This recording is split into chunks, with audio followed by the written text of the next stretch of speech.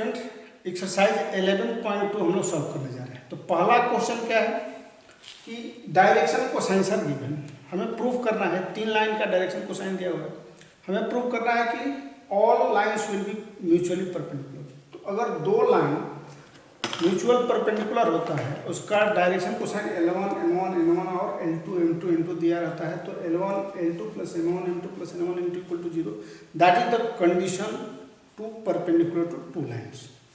तो यहाँ mutual perpendicular है कि ये इसके परपेंडिकुलर, ये इसके परपेंडिकुलर और ये इसके परपेंडिकुलर। म्यूचुअल का मतलब ये होता है, म्यूचुअल आप जानते हैं, जैसे ये 3 लाइन है, तीनों एक्सिस क्या होता है, एक दूसरे पर म्यूचुअल परपेंडिकुलर होता है, म्यूचुअल परपेंडिकुलर होता है। तो म्यूचुअल परपेंडिकुलर कॉस थीटा दोनों बीच में ये एंगल 90 होगा, ये 90 होगा, ये और ये 90 होगा।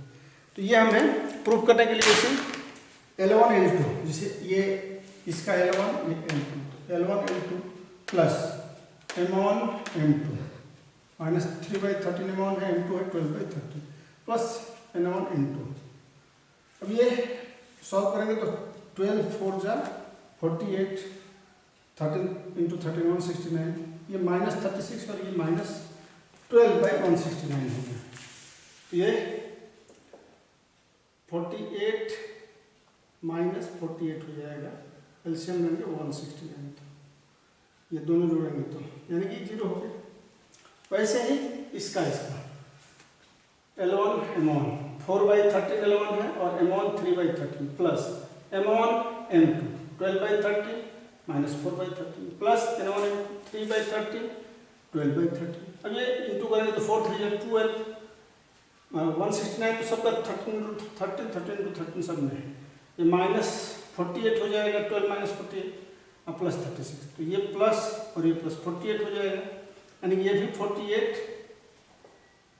इसको जोड़ेंगे तो 48 माइनस 48 169, यानी कि ये 0 हो गया। अगेन इसका L1 M1 L1 L2, तो 12/13 L2 3/13 plus M1 minus 3/13 M2 minus 4/13 plus N1 minus 4/13 N2 12/13, तो 12 3 जा 36/169, ये माइनस माइनस प्लस 12/169 माइनस 48, तो 12 और 16 ये भी क्या हो जाएगा 48 माइनस 48/169 यानी कि 0। तो इसका मतलब है कि ये सभी all this lines are mutually perpendicular, therefore given 3 lines are mutually perpendicular.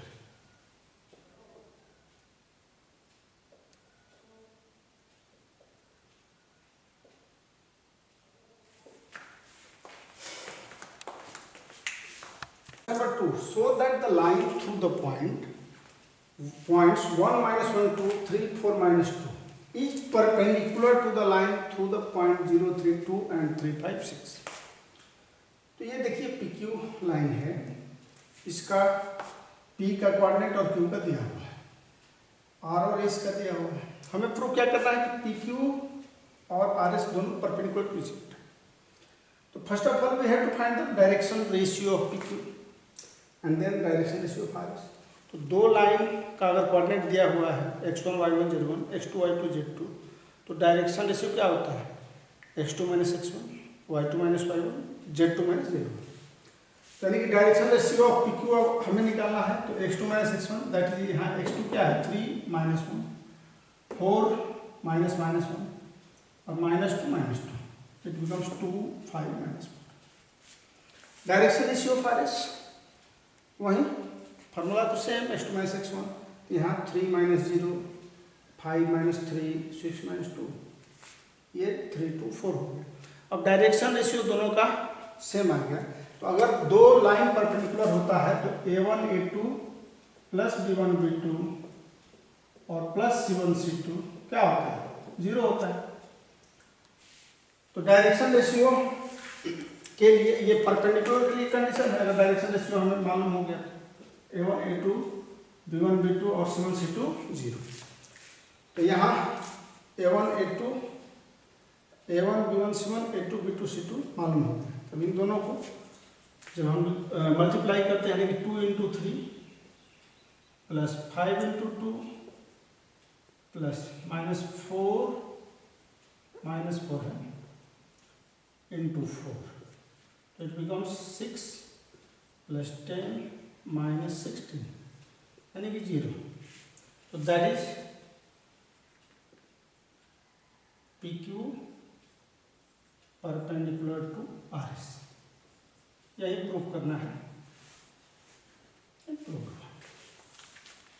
Question number 3 है, show that the line through the points 4, 7, 8, 2, 3, 4 is parallel to the line through the points -1, -2, 1, 1 to 5. ये पॉइंट P है 4, 7, 8, Q का 2, 3, 4, R -1, -2, 1, 1 to 5 दिया है, यानी कि PQ RS का दिया हुआ है कोऑर्डिनेट. तो first of all we have to find the direction ratio of PQ and then direction ratio of RS. तो डायरेक्शन रेशियो ऑफ PQ क्या होगा, x2 - x1, तो ये 2 - 4, y2 - y1, 3 - 7 and z2 - z1, 4 - 7. It becomes -2 - 4 - 4. And direction ratio of RS, 1 -1, 2 -2, 5 -1. It becomes 2, 4, 4. दो line parallel होगा, इसका direction ratio अगर है तो A1/A2 ये कंडीशन होता है, B1/B2 इक्वल टू C1/C2. ये कंडीशन है पैरेलल का. अगर A1I plus B1J plus C1K ऐसे लाइन वेक्टर है, इक्वेशन है, जैसे A1X plus B1Y plus C1Z equal to K and A2X plus B2Y plus C2Z equal to K. तो ये जो इक्वेशन है ये पैरेलल होगा. पैरेलल का कंडीशन क्या होता है, A1/A2 equal to B1/B2 equal to C1/C2. तो यहाँ ये दोनों देखिए -2/2 यानी कि दैट इज -2/2 इक्वल टू हो जाएगा -4/4 इक्वल टू -4/4, यानी कि -1 आ रहा है. तो इस कंडीशन में पैरेलल का condition A1/A2 equal to B1/B2 equal to C1/C2, ये कंडीशन को फुलफिल कर रहा है. तो यानी कि PQ और RS दोनों क्या है, पैरेलल है. Therefore PQ parallel to RS. ये prove. Question number 4, find the equation of a line which passes through the point 1, 2, 3 and is parallel to the vector 3i plus 2j minus 2.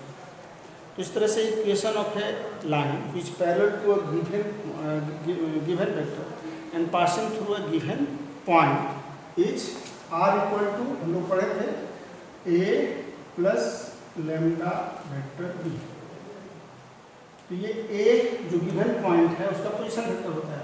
जैसे यहाँ A है तो A का अगर आप OA लीजिएगा, यही वेक्टर A हो जाएगा. इसमें 1i लिख लीजिए, 1 है तो I plus 2j plus 3k. और ये वेक्टर B दिया हुआ है जिसके पैरेलल हो रहा है. ये वेक्टर B इज गिवन यहाँ 3i plus 2j minus 2k. तो therefore required equation R equal to A plus lambda भी होता है. तो R तो यहाँ आर्बिट्रेरी वेक्टर है, तो R इक्वल टू A हो गया 1 प्लस 2 प्लस ये 1, 2, 3 से पास हो रहा है, यानी कि I plus 2j plus 3k. अब प्लस लैम्डा वेक्टर B, तो वेक्टर B दिया हुआ है, vector B 3i plus 2j minus 2.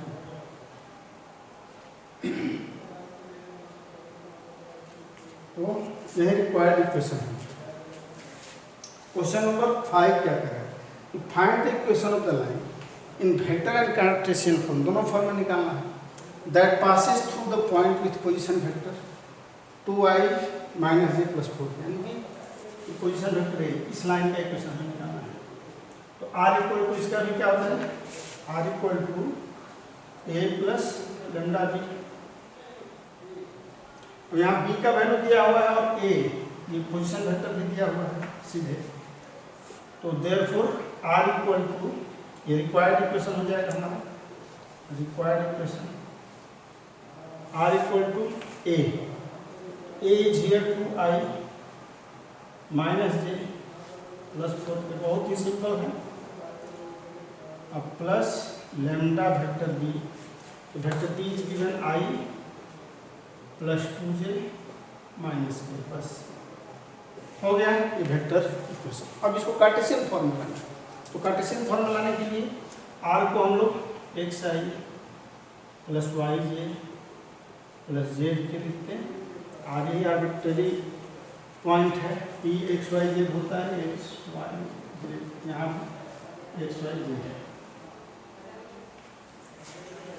Equal to ये हो गया आपका 2i minus J plus 4k equal to ये plus lambda into I plus 2j minus K. अब देखिए इसको इधर लाते हैं ना x माइनस 2, और इससे इक्वेट करेंगे, सीधे आप लिख सकते हैं x माइनस 2 होता कैसे है, x माइनस 2 आई वाई प्लस 1j हो जाएगा, इधर लाते जाएंगे और j कॉमन करेंगे, अब 4k को इधर लाएंगे, z माइनस 4 ये कांस्टेंट हो गया equal to lambda I plus 2j minus, अब आई जे के सब इक्वल है, आई का कोफिशिएंट लैम्डा x माइनस 2 के लिए x माइनस 2 इक्वल टू 1 हो जाएगा, 1 लैम्डा ये बाई 1 इक्वल टू लैम्डा हो जाएगा, फिर y प्लस 1 बाई 2, ये z minus 4 divided by minus 2। तो ये ऐसे भी होता है, x माइनस, ये फॉर्मूला हम जानते हैं x माइनस x1 बाई ए, ए यहाँ पर क्या है 1 है, y माइनस y2, ये y y2 है माइनस 1, y प्लस 1 बाई 2 हो जाएगा b, और z माइनस z1, तो z1 4 है, z minus 4 divided by c, तो c यहाँ माइनस 1 है, यहाँ a 1 हो जाएगा, b 2 और c माइनस 1। जब फार्मूला वैल्यू तो यही होता है, ये कार्टेशियन फॉर्म है। क्वेश्चन नंबर 6 है, find the Cartesian equation of the line which passes through the point -2 4 -5। यानी क्या कंडीशन है, यह लाइन है इस पॉइंट ए से पास हो रहा है -2 4 -5 से, यानी वेक्टर ए दिया हुआ पोजीशन वेक्टर ए हो जाएगा, और किसके पैरेलल है, गिवन लाइन के पैरेलल है। ये जो लाइन हम यहाँ दिखा रहे हैं इसका इक्वेशन है, इसके ये पैरेलल, तो पैरेलल है, तो इसका जो डायरेक्शन रेशियो है 3 5 और 6, वहीं इस लाइन का डायरेक्शन रेशियो है ये वाला लाइन। तो जब हम इसका इक्वेशन निकालेंगे, कार्टेशियन पूछ रहा है, तो direction ratio of the parallel line क्या होगा, dr of the required line, required line का dr यही हो जाएगा 3 5 और 6 हो जाएगा, और पॉइंट तो दिया ही हुआ है, x1 y1 z1 दिया हुआ है, तो इक्वेशन क्या होता है, x minus x1 by A, Cartesian equation पूछ रहा है, तो कार्टेशियन इक्वेशन नहीं होता है x minus x1 by A, y minus y1 by B, z minus z1 by C होता है। तो देयरफॉर रिक्वायर्ड इक्वेशन जो हो जाएगा, अब यहाँ दोनों मालूम है, x1 y1 z1 मालूम है, bc मालूम है, बस रख देना है, करना नहीं।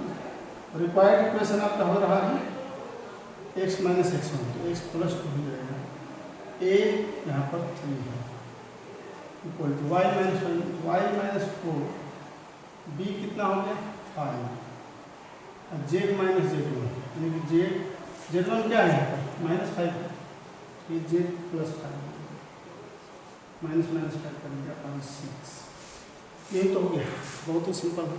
अब question number 7, the Cartesian equation of the line is given, इसे वेक्टर फॉर्म में हमें लिखना है। तो ये कार्टेशियन इक्वेशन जो है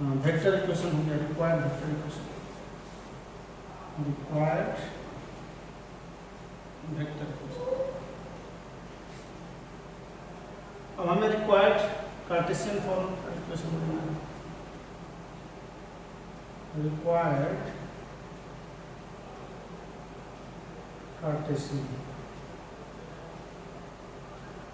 कार्टेशियन फॉर्म में x minus x1, x minus x1 is 3, y2 minus y1, 3 minus 3, y minus y minus minus 2 करेंगे, बाई माइनस 2 प्लस 2, अब जेड ये प्लस 5 है, अब ये 6 माइनस 5 करेंगे तो 11, यानी देयर फोर इक्वेशन क्या होगी, x minus 3 by 0, y plus 2 by 0 और z प्लस 5 बाई 0। तो ये आपका रिक्वायर्ड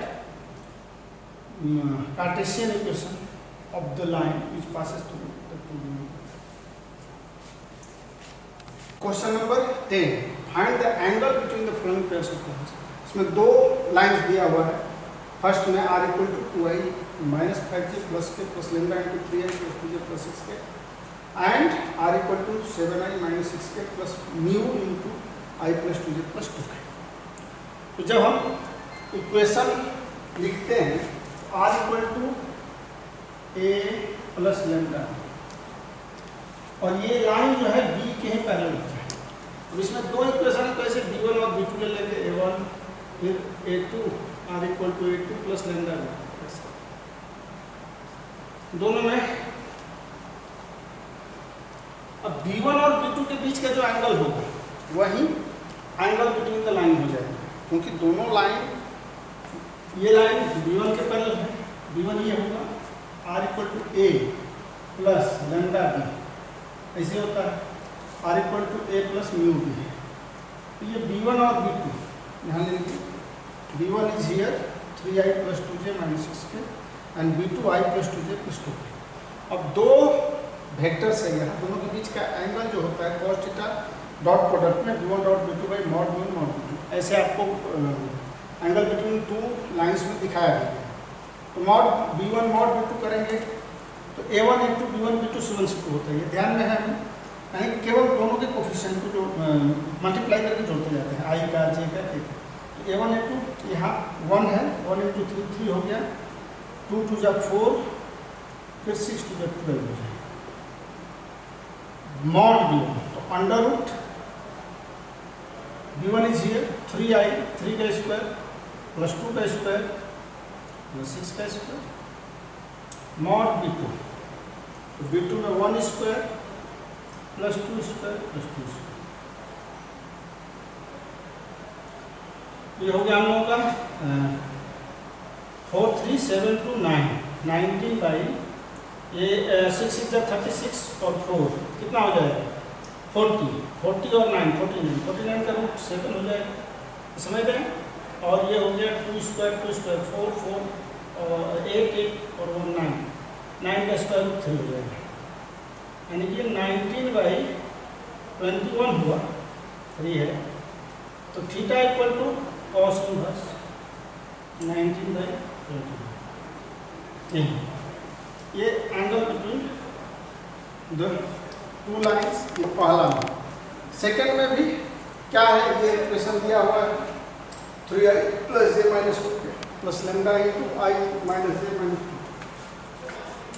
अब ये b1 ये हो जाएगा r equal to a1 plus lambda b1, ये b1 है। जब इसको हम लोग कंपेयर करेंगे तो b1 i minus j minus 2 और b2 हो गया 3i माइनस j माइनस 4। तो ये b1 और ये angle cos theta b1 dot b2 mod b1 mod b2, जैसे इसको बनाए वैसे इसको बनाए। तो b1 डॉट b2 करेंगे 1 इंटू 3 3 हो जाएगा, माइनस 1 इंटू माइनस 5 5 हो गया, माइनस 2 और plus 4 to be 8 4 to 8।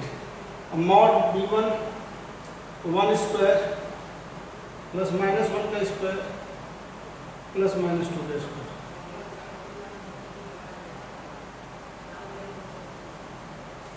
B2 mod करेंगे तो 3 स्क्वायर प्लस माइनस 5 का स्क्वायर प्लस माइनस 4 का स्क्वायर। ये 8 8 16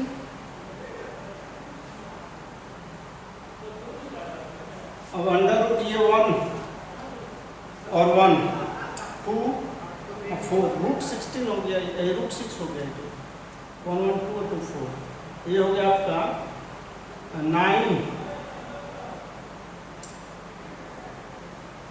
9 और 25, 9 प्लस 25 प्लस 4 4 जा 16 है।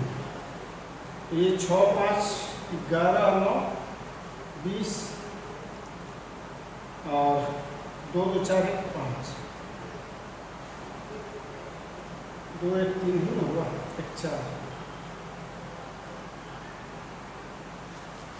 4 9 25 25 50 है, 50 हो गई।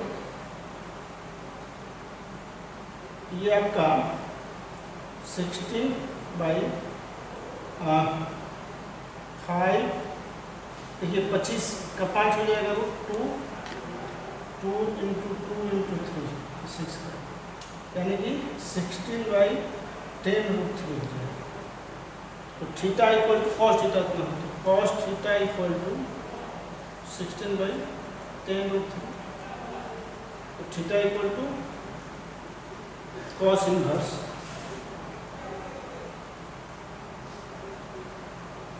16 बाई 10 रूट 3 आंसर।